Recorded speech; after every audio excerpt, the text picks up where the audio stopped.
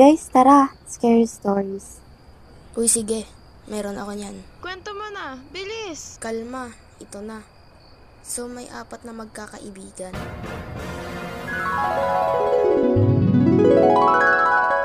Viv, truth or dare? Siyempre, dare. Di ako duwag eh. I dare you pumasok dun sa abandoned house. Uy, di ba haunted daw yan? Sure ka ba dyan? Apalag ka ba, Viv? Sige, pero sasama kayo sa akin. Galang! Oh, bilis! Tara na!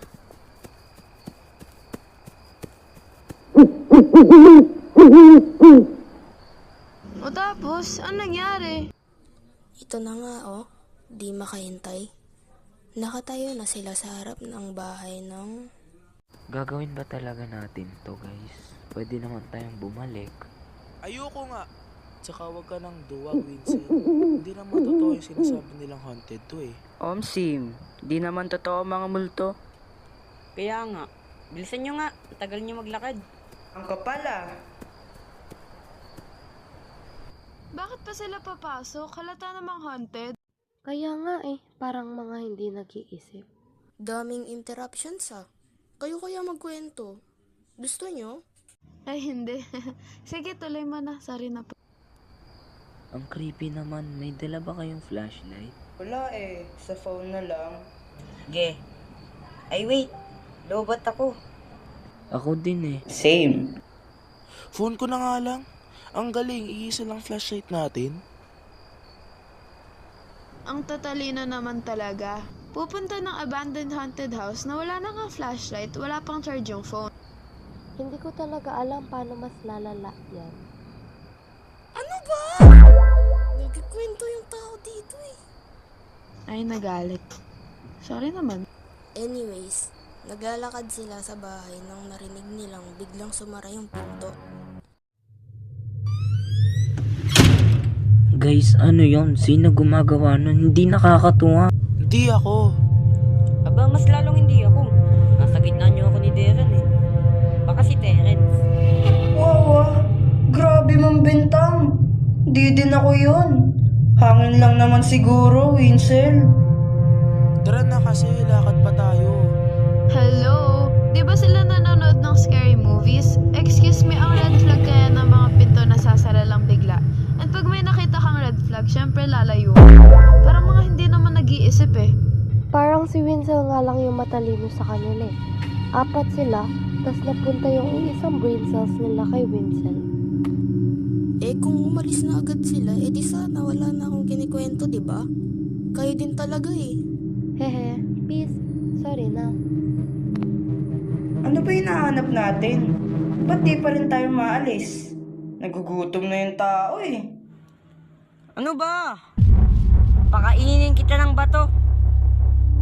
Tama na kasi, hindi na talaga nakakatuwa. Wala nga sa amin gumagawa nun. Umalis na kasi tayo, natatakot na ako. Kanina ka pa, Winsel. Huwag ka na kasing duwag.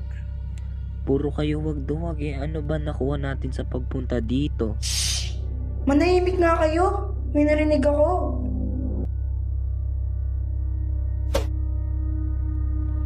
Ano yun?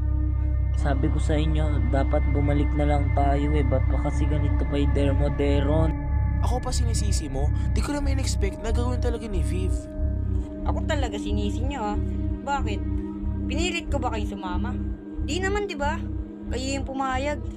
Manahimik na nga kayo. Ayoko na talaga, gusto ko na umalis. Tara na nga, alis na.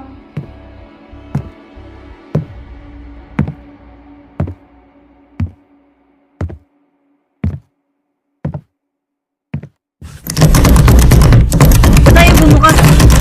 Sabi nga, ako na. Ano ba to? Ayaw talaga. Paano tayo aalis? Ano yan, we're stuck? Ay, sus Mariosep. Wala, maghanda na kayo. Mamamatay na tayo dito. Guys, tignan nyo yun.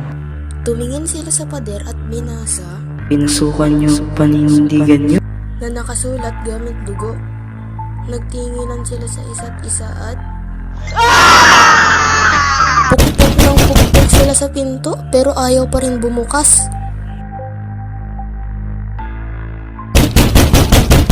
Palabasin nyo na kami! Ayoko na! Ayoko na! Oo na! Tuwag na ako! Basta paalin niyo lang kami! Tama na! Hindi nga natin mabubuksan yan! Maghanap na lang tayo ng ibang escape. Split up na lang tayo. Maghanap tayo sa mga kwarto. No, no, no! Bakit sila magsisplit up? Sadyang Kalma, kalma. Hayaan mo naman muna ituloy. May nahanap ako! Ano? Journal. Patingin nga. Ano nakasulat? Kung nababasa niyo to, ibig sabihin pumasok din kayo ng mga kaibigan niyo na akalang hindi totoo ang mga sinasabi nilang haunted yung bahay. Pero totoo ito. May kaluluwang naninirahan dito at isa siyang mapanakit na espiritu. Kung ayaw niyong magaya sa amin, sundin niyo ang mga nakalista. Yan na yun! Yan yung paano tayo makakatakas dito! Wait, may nakasulat sa baba ng page. Oo nga no. Kung susunurin niyo ang mga ito, siguraduhin niyo handa kayo sa mga kahihinatnan nito. Wala akong paki. Basahin mo na yung gagawin. Basta makalabas lang dito. So, ayun na nga. Wait. Anong kahihinatnan? Spoiler ka, te. Hintayin mo kasi. Ito naman, pinangunahan mo pa yung kwento eh. O di sorry, tuloy mo na. OA naman. Una, subukan niyong pakiusapan ang multo ng bahay. Kung magagawa niyo ito na maayos, posible na payagan niya kayong umalis ng mapayapa. Ngunit, bago niyo kausapin ito, siguraduhin niyong nasa loob kayo ng bilog ng asin upang hindi niya kayo masasaktan. Pag umalis kayo sa bilog na ito, malaki ang posibilidad na mapahamak kayo. Saan tayo makakahanap ng asin? Tignan nyo kung may kusina o kung may iniwan silang asin kung saan nahanap yung journal.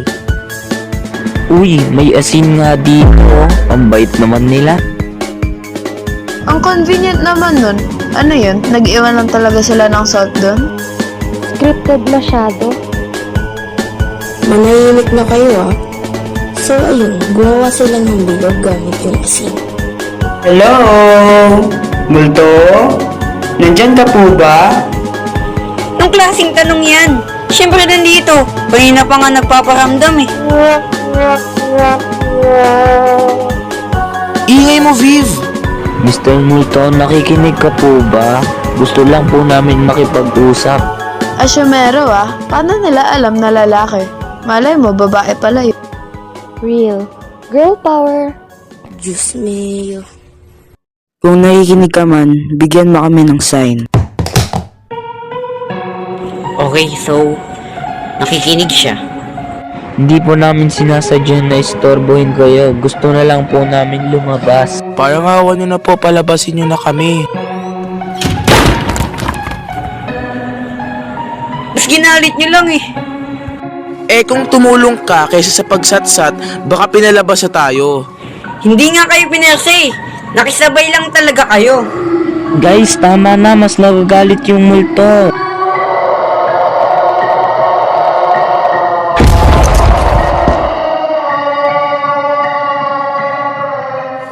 Wala na, nagalit na.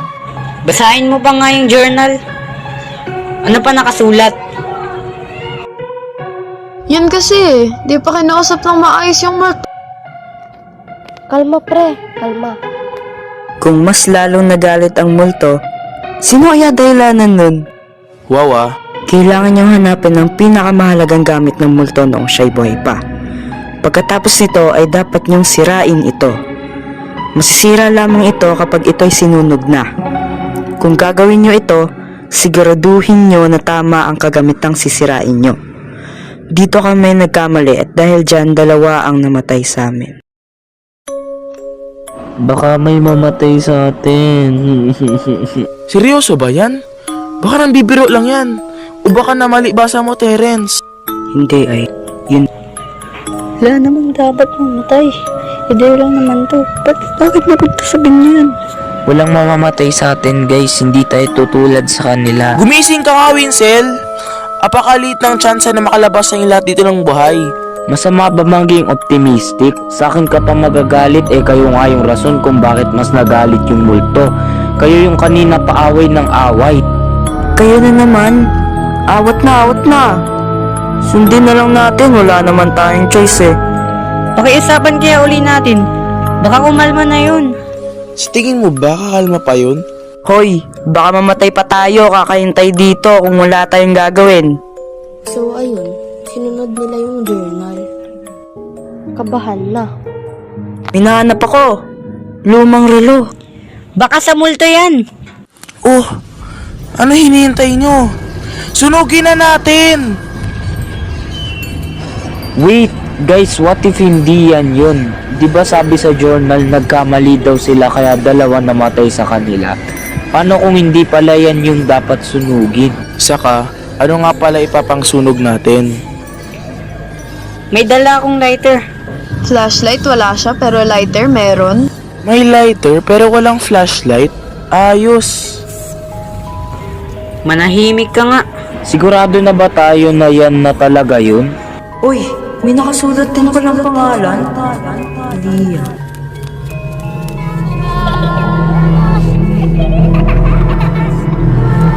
Ano nangyayari?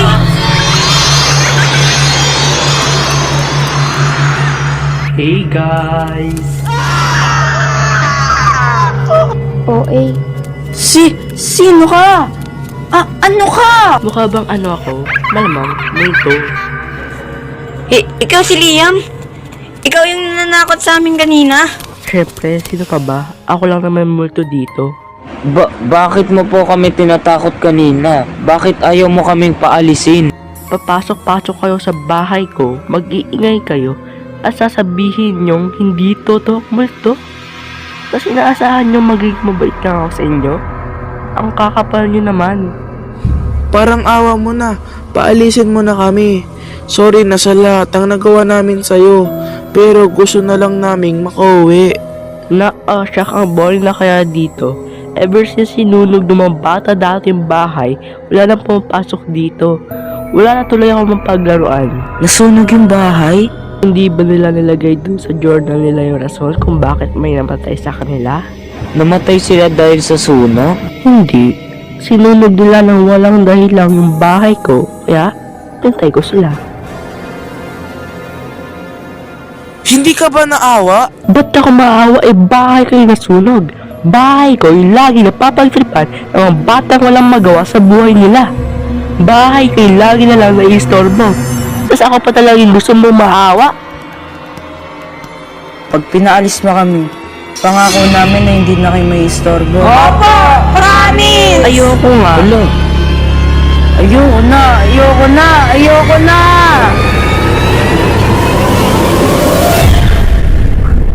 Sinugin niyo na yan, ano? Bilisan niyo! Halatang hindi tayo paalisin! Pumasok muna tayo sa bilog, bilis! Ano gagawin nyo? Ibalik nyo yan. Kung hindi mo kami papaalisin, susunugin na namin ito. Sinungaling! Ito na, susunugin na. In 3, 2, 1. Wag!